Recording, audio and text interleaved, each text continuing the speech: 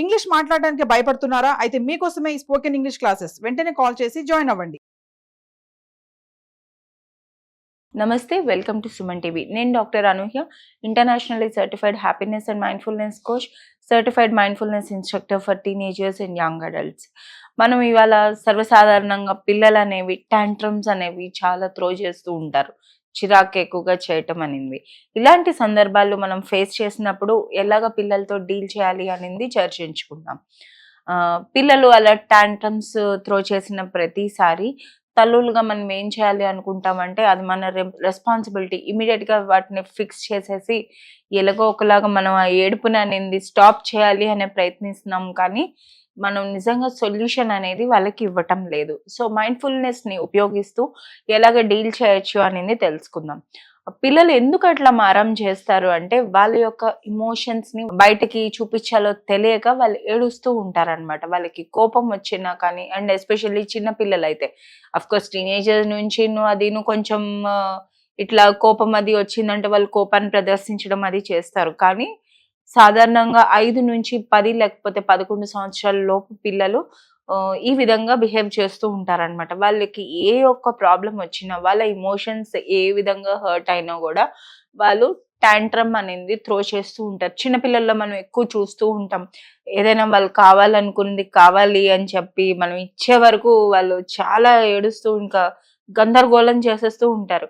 ఇంకా ఆఖరికి ఏం చేస్తాం, మనమే గివప్ చేసేస్తూ ఉంటాం. ఇవి సాధారణంగా ఎక్కడ చూస్తూ ఉంటామంటే, పబ్లిక్ ప్లేసెస్లో ఉన్నాం అనుకోండి. ఇంట్లో ఉంటే కొంచెం వదిలేస్తూ ఉంటాం, కానీ ఎస్పెషల్లీ మనం పబ్లిక్ ప్లేసెస్లో ఉన్నాము అంటే వేరే వాళ్ళు చూస్తున్నారన్న భయానికో ఏదో ఒకటి సర్వసాధారణంగా వాళ్ళ ఏడుపుని ఆపేయాలి అని చెప్పి వాళ్ళు అడిగిందల్లా వాళ్ళ చేతిలో పెట్టేయటం అనేది మనం అలవాటు చేస్తూ ఉంటాం.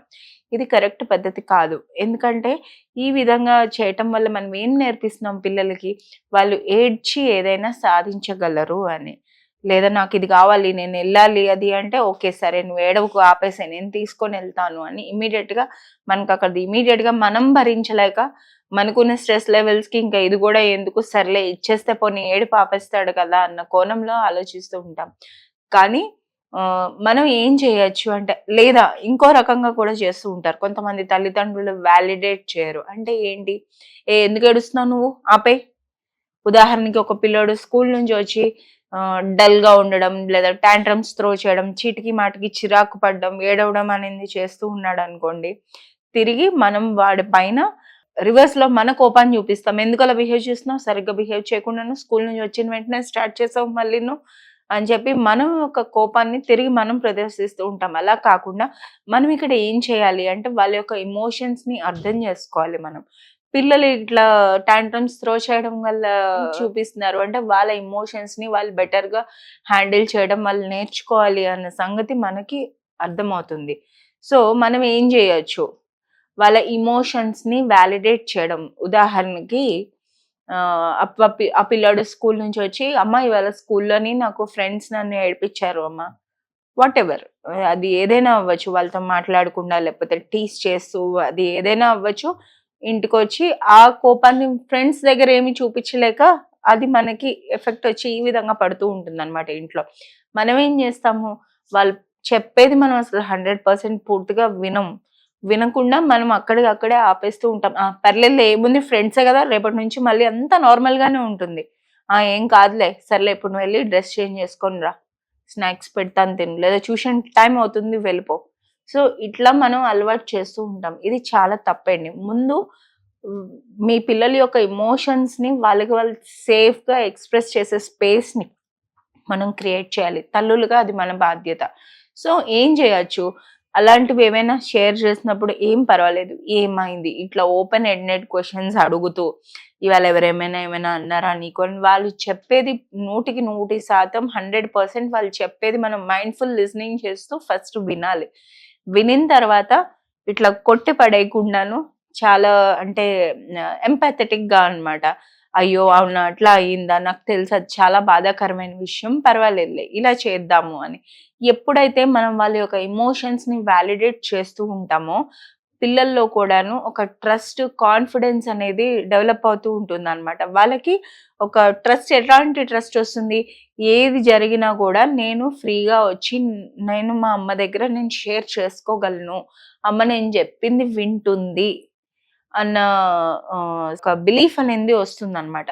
లేకపోతే ఏమవుతుందంటే కొంచెం పెద్ద పిల్లలు అంటే లేదా ఇట్లా కూడా ఏం చూపించు అందరూ ఇట్లా ఏడుస్తారు అని కాదు. కొంతమంది సైలెంట్‌గా లోపల దాచేసుకొని వాళ్ళలోనే వాళ్ళు కృంగిపోతూ ఉంటారనమాట.